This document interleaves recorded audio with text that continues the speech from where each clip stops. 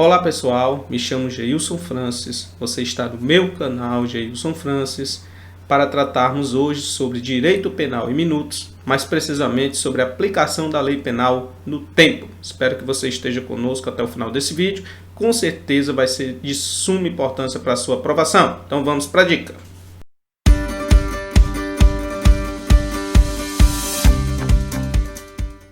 Pronto pessoal, estamos aí diante do nosso tema, né, aplicação da lei penal. Você pode estar vendo aí na sua tela, tá?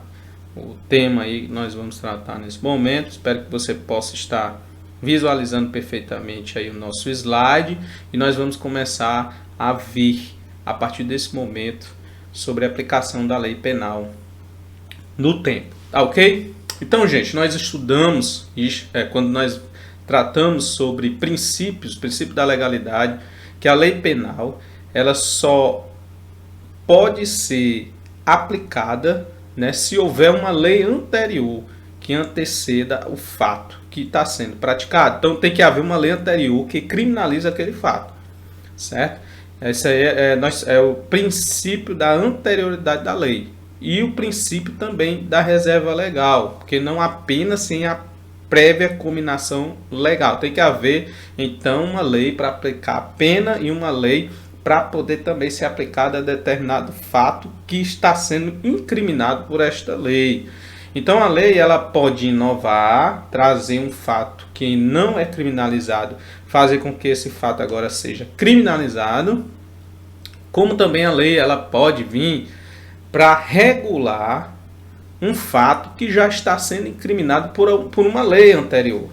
Só que esta lei nova, ela vem para poder regular, para poder trazer matérias diferentes a respeito desta lei, né? Então nós estamos aí tratando de uma possível revogação desta lei anterior que trata sobre um fato criminoso. E essa nova lei que vai entrar em vigor tratando da mesma matéria, ela pode agravar a pena, ela pode também trazer benefícios ao réu que praticou determinado crime durante a vigência da lei anterior, ok? Então nós vamos tratar aqui sobre a questão da revogação, iniciar sobre a revogação, porque quando a lei nova ela entra em vigor, ela revoga a lei anterior. Isso é um fenômeno que compreende a substituição de uma norma jurídica por outra. Essa substituição pode ser total e pode ser também parcial. Quando ela for total, estaremos tratando da abrogação, ok? É chamado de abrogação. Se a substituição da lei anterior for total, estaremos falando de abrogação. Se a substituição da lei anterior for apenas parcial, estaremos falando de derrogação. Então, fixe bem. Se estivermos falando de revogação total, falamos de abrogação. Se falamos de uma revogação parcial, estaremos tratando de uma derrogação. A revogação também pode acontecer de maneira expressa e também pode acontecer de maneira tácita. Diz-se que é expressa quando a nova lei diz expressamente que revoga a lei anterior. Então, se a nova lei disser expressamente que está revogando uma lei anterior, e aí nós podemos citar como exemplo a Lei 11.343 de 2006, a nova lei de drogas, que diz em seu artigo 75 que ficam revogadas as disposições contidas na Lei 6.368 de 76. Então a lei nova, ela revoga a lei antiga e traz essa revogação de maneira expressa, diz, olha, essa lei revoga a anterior, certo? De maneira expressa. Mas também temos a revogação tácita. E a revogação tácita ocorre quando a lei nova, embora não diga nada em relação à revogação da lei antiga, né, ou seja, de maneira expressa, ela trata da mesma matéria, só que de forma diferente. Então, se a nova lei trata de matéria antiga de maneira diferente, nós estaremos falando de revogação tácita, ok? Agora vamos falar mais precisamente sobre conflitos de leis penais no tempo. E o primeiro conflito de lei penal no tempo, a primeira primeiro fenômeno de conflitos de lei penais no tempo que nós vamos tratar agora aqui nessa tarde é sobre uma nova lei incriminadora. Lei nova incriminadora. Nesse caso, a lei nova atribui caráter criminoso ao fato, ou seja, até então o fato não era considerado crime. Nesse caso, a solução é bastante simples. A lei nova produzirá efeitos a partir de sua entrada em vigor, como toda e qualquer lei, seguindo regra geral de atividade da lei. Então, se uma lei ela entra em vigor criminalizando uma conduta que antes não era criminalizada, essa lei ela vai entrar em vigor e os efeitos dessa lei só vai vigorar a partir do momento que ela efetivamente entrar em vigor para frente. Ela não vai retroagir para atingir fatos passados. Lembrando que no artigo 5º da Constituição Federal afirma que a lei penal ela não retroagirá, salvo para beneficiar o réu, certo? Trouxe essa observaçãozinha aqui sobre a lei penal no tempo e gostaria agora de frisar para vocês, aqui o artigo 2º do Código Penal diz o seguinte: ninguém pode ser punido por fato que lei posterior deixa de considerar crime, cessando em virtude dela a execução e os efeitos penais da sentença condenatória. No artigo 2º caput estamos tratando de abolício crimes, ok? Nós vamos tratar ainda sobre esse assunto mais na frente. Só estou citando aqui, mostrando para você que o artigo 2º está tratando do abolício crimes. Parágrafo único diz: a lei posterior que de qualquer modo favoreceu o agente aplica-se aos fatos anteriores, ainda que decididos por sentença condenatória transitada em julgado. E aqui nós estamos falando de uma nova lei que beneficia o réu, ok? Então, esses artigos 2º e o parágrafo único tratam da abolício crimes, e o parágrafo único trata de uma nova lei que beneficia o réu. Nessas duas situações, nós vamos ver mais detalhadamente, mas nessas duas situações a lei vai voltar a retroagir, vai retroagir para beneficiar o réu, certo? Segundo o artigo 5º da Constituição, a lei penal ela não retroagirá, salvo se for para beneficiar o réu. Então, a regra é não retroagir. Nesses casos, como abolício crimes, ou seja, a abolição do crime, um determinado crime deixa de existir, deixa de ser considerado crime por uma lei nova. Óbvio que ele vai retroagir. E aqui o artigo 2º diz que ele retroage cessando em virtude dela a execução e os efeitos penais da sentença condenatória. Então, toda a condenação, toda a sentença, tudo que foi produzido, né, pela lei antiga e pelo crime que deixou de ser crime, tudo vai ser apagado, anulado, ok?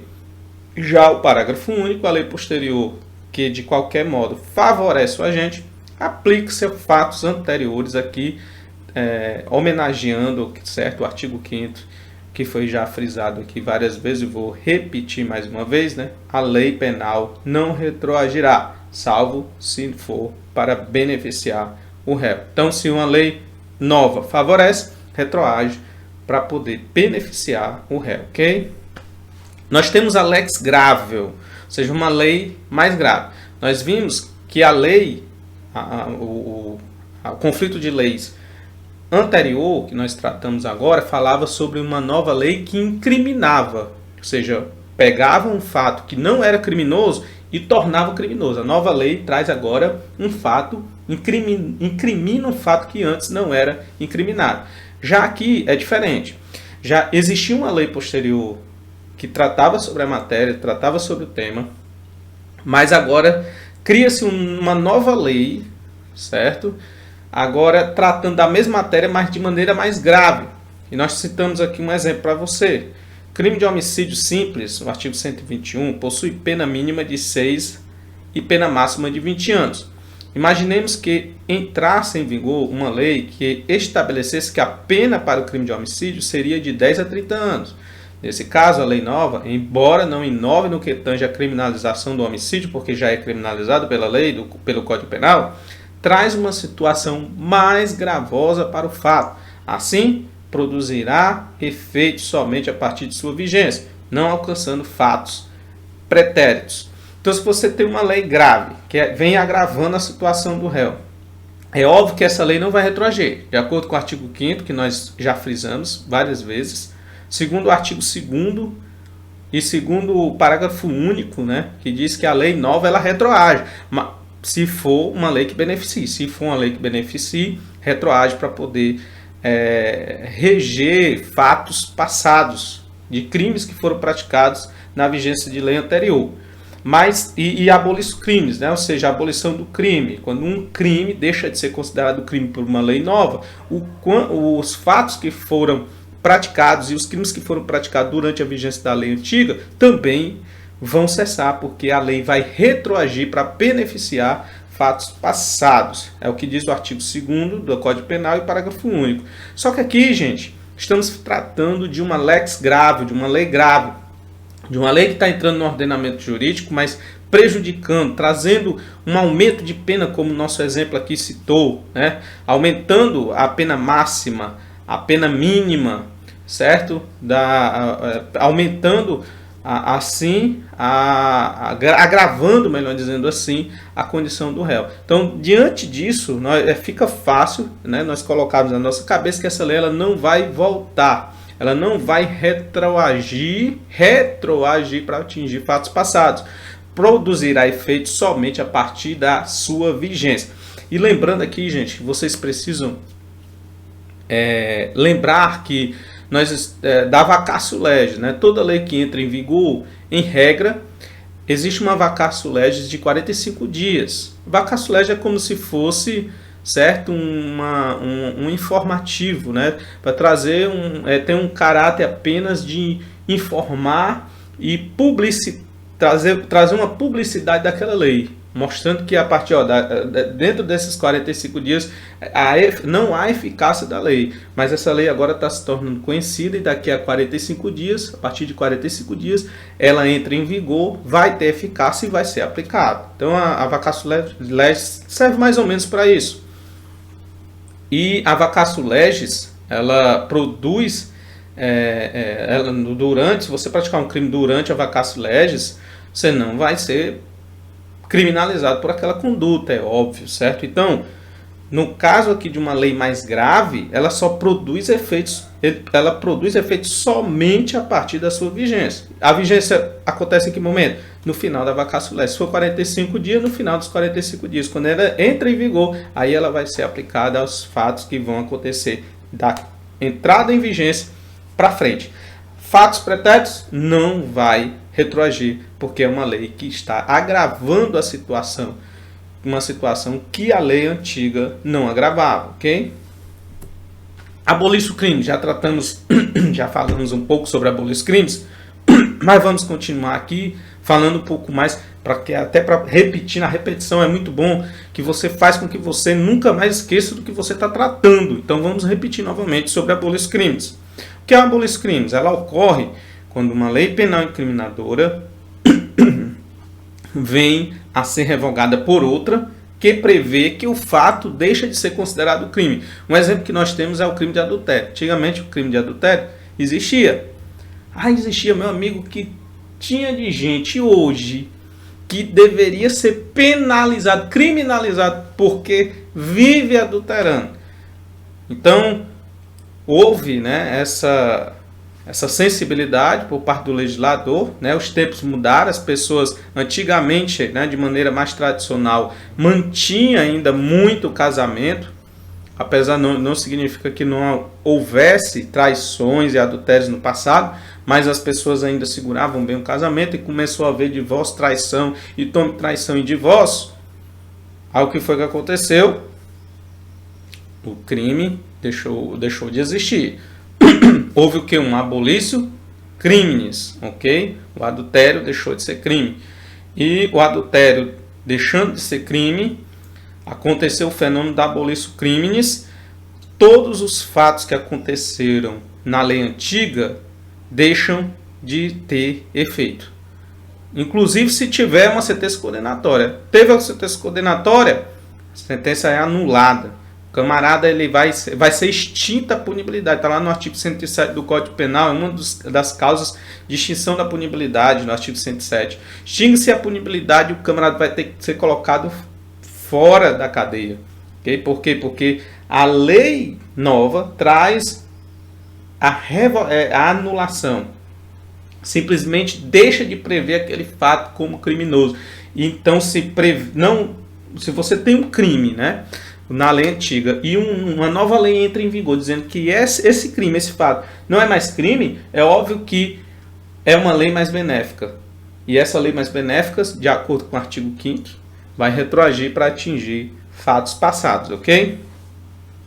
Vamos aqui para o nosso exemplo sobre abolir crimes. Suponhamos que uma lei A preveja que é crime dirigir veículo automotor sob influência de álcool, vindo a lei B a determinar que dirigir veículo automotor sob influência de álcool não é crime, pelo amor de Deus, né? Se hoje dirigir sob efeito de álcool é crime, se você for lá no Código de Trânsito, é crime, certo?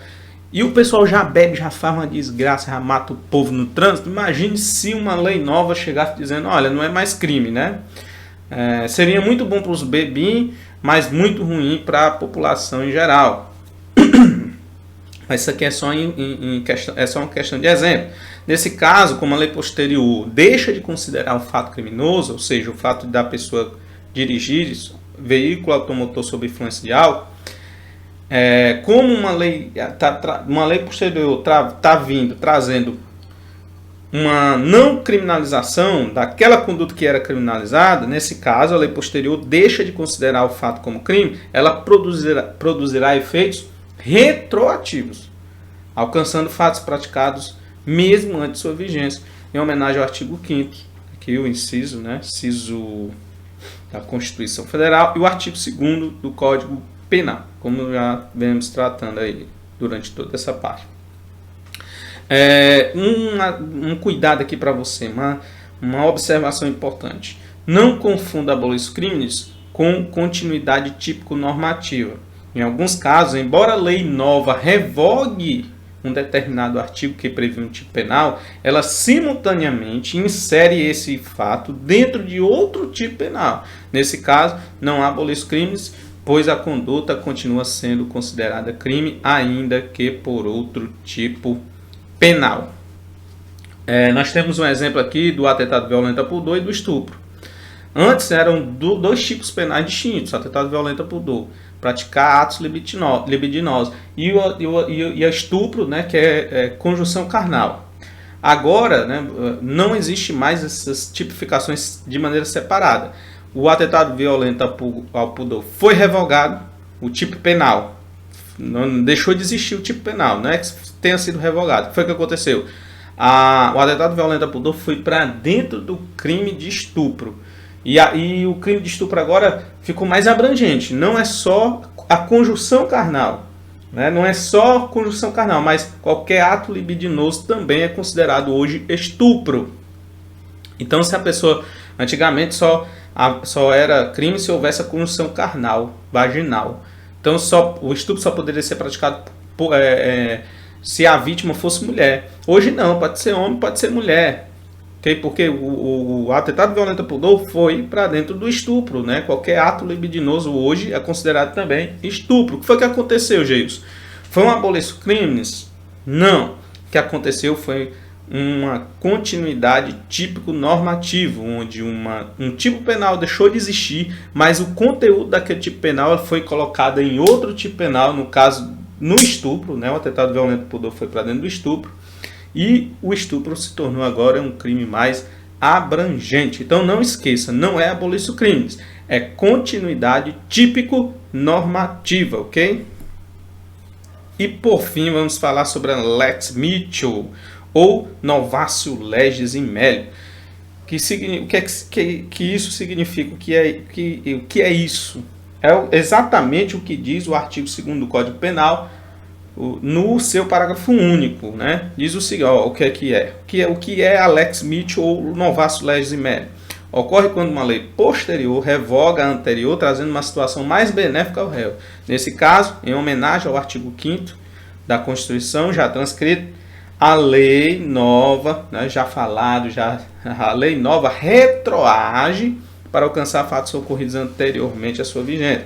Essa previsão está contida também no artigo 2º, parágrafo único do Código Penal, chamado de Lex Mitchell Novatio Legis ou Novatio Legis in Medio.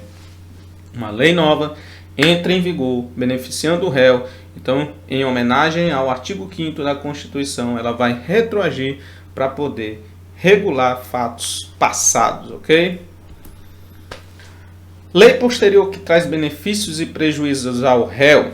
Pode ser que uma lei posterior ela traga benefícios ao réu e prejuízos que a lei antiga não trazia, né? Fica assim, a lei antiga, quando a lei nova entra em vigor, trazendo prejuízos e trazendo benefícios, o que é que acontece? Pode haver a combinação de leis para poder você aplicar uma lei mais, trazer na lei antiga algo mais favorável, pegar a lei nova e também trazer algo mais favorável e aplicar o réu. Você pode fazer combinação de leis, certo? Essa é a pergunta. Você pode fazer isso? Você pode pegar uma lei que é benéfica e gravosa e combiná-la, certo? Nós temos pelo menos duas correntes a respeito desse assunto que você precisa realmente se inteirar, ficar conhecendo, certo? Primeira corrente: não é possível combinar leis penais para se extrair pontos favoráveis de cada uma delas, pois o juiz estaria criando uma terceira lei, uma lex tertia, né? O que seria uma violação ao princípio da separação de poderes. Então, se o juiz ele pega, né, algo mais favorável de uma lei, algo mais favorável de outra e aplica numa condenação, ela estará criando, segundo essa corrente, uma terceira lei, estará ferindo, violando o princípio da separação de poder, já que o judiciário ele não pode legislar, estaria invadindo a área de competência de outro ente, né, público, ente administrativo ou outro poder, ente não, tá? Outro poder, no caso o poder legislativo. E qual é o nome dessa teoria? Teoria da ponderação unitária ou global. Repetindo, teoria da ponderação unitária ou global. Não é possível combinar leis. A segunda corrente diz que é possível sim combinar duas leis de forma a selecionar os institutos favoráveis de cada uma delas, sem que com isso se esteja criando uma terceira lei, pois o juiz não estaria agindo dentro dos limites estabelecidos pelo próprio legislador. Essa é a teoria da ponderação diferenciada, certo? E o que foi que o STF já decidiu sobre o assunto? Embora já tenha vacilado algumas vezes, firmou o entendimento no sentido de que deve ser adotada a teoria da ponderação unitária. Teoria da ponderação unitária: não é possível combinar leis para poder, pegando partes mais favoráveis das leis para aplicar um caso concreto. Então, se caso o judiciário faça isso, estará praticando, certo? Violando o princípio da separação dos poderes, estará interferindo no poder de outro, entrando, né, na área de competência de outro poder legislativo, estará criando uma nova lei, certo? Segundo o entendimento hoje do STF. O STJ sempre adotou esse entendimento. Sempre adotou esse entendimento, ok? Gente, para a gente concluir, eu queria falar aqui, né, sobre quem deve aplicar a nova lei mais benéfica ou a nova lei abolitiva, né? Já que ela retroage, a nova lei mais benéfica e a nova lei abolitiva, como ela retroage, como a gente vem tratando disso, né, dizendo que ela sempre vai retroagir, o Supremo Tribunal firmou um entendimento no sentido de que depende do momento, certo? Quem deve aplicar essa nova lei? Depende do momento. Se for durante o processo ainda em curso, se o processo ainda está em curso, compete ao juiz que está conduzindo o processo. Caso o processo já tenha transitado em julgado, compete então ao juízo da execução penal. Então, repetindo, quem vai aplicar a nova lei mais benéfica ou a nova lei abolitiva? Depende do momento. Se for durante o processo, compete ao juiz que está conduzindo o processo. Se já houver o trânsito em julgado compete ao juízo da execução penal. Onde é que nós encontramos isso? Súmula 611 do STF. Súmula 611 diz o seguinte: transitada em julgado a sentença condenatória, compete ao juízo das execuções a aplicação da lei mais benéfica. Ok? Eu trouxe aqui para vocês essa linha do tempo, que vai ajudar a gente a entender ainda melhor tudo que a gente vem tratando aqui, tá? Então nós temos aqui, ó, entrada em vigor da Lei A. Durante a vigência da Lei A, houve um fato criminoso X.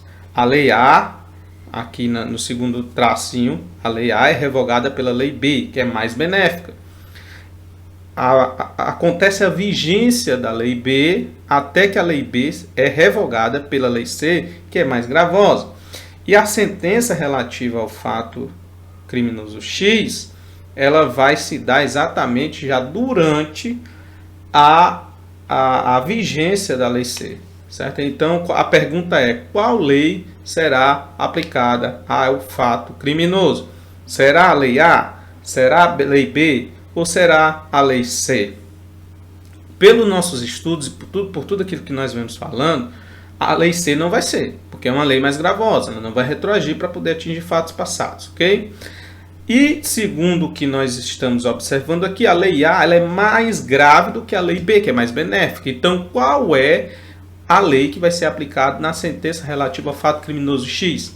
Será aplicada a Lei B, ok? Eu acredito que não tenha ficado nenhuma dúvida, né, nessa linha do tempo. Pronto, para a gente concluir o último slide, aqui é falando um pouquinho sobre as leis excepcionais e as leis temporárias. São leis intermitentes, são leis que elas acontecem e a vigência delas acontece apenas durante um período.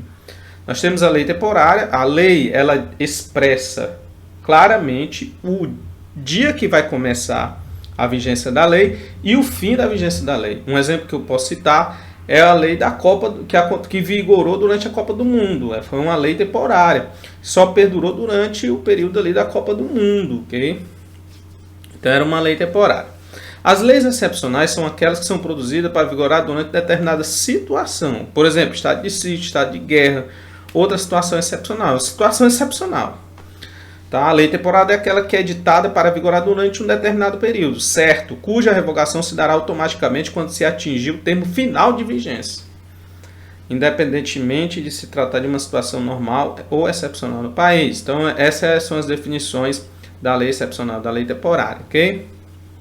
Então, a lei excepcional ou lei temporária, segundo o artigo 3º, como está escrito aí na sua tela, o artigo 3º diz o seguinte: ó, a lei excepcional e a lei temporária, embora decorrido o período de sua duração ou cessadas as circunstâncias que a determinaram, aplique-se a fatos praticados durante sua vigência. Então, houve uma prática, aconteceu uma prática durante sua vigência, uma prática criminosa, que está lá tipificado, né? Durante a sua vigência aconteceu aquele crime. Por mais que essa lei ela tenha decaído, né, e uma nova lei tenha surgido, ou então a lei que antecedente, uma lei passada, ela volta novamente a entrar em vigor, e essa lei ela seja mais favorável, mas que essa lei seja mais favorável, mas essa lei nova que vai vir depois da lei excepcional e depois da lei temporária, não vai retroagir, não vai ser usada para poder atingir fatos que foram praticados durante a vigência da lei excepcional e da lei temporária, ok? Por quê? Porque a lei temporária, tudo que foi praticado durante a lei excepcional e a lei temporária será aplicada naquele fato criminoso, por mais que a lei excepcional e temporária tenha sido revogada. Nós chamamos de ultratividade da lei. Vai ser julgado posteriormente, mas pela lei excepcional e pela lei temporária, que vigorava à época dos fatos. É o que diz o artigo 3º. A lei excepcional e a lei temporária, embora decorrido o período da sua duração ou cessadas as circunstâncias que determinaram, aplique-se aos fatos praticados durante a sua vigência, tá? Bom, gente, estudamos aí a respeito da aplicação da lei penal no tempo. Espero ter ajudado, contribuído aí com todos esses conceitos, com tudo, e é porque cai muito em prova, cai muito em concurso. Espero que tenha sido claro realmente a vocês e possa ter ajudado perfeitamente vocês. Que Deus abençoe todos vocês. Vamos passar, gente, vamos aí começar a trabalhar, começar aí no nosso cargo público, se Deus quiser. Que Deus abençoe sua vida e tudo dê certo, tá? Até a próxima, se Deus quiser.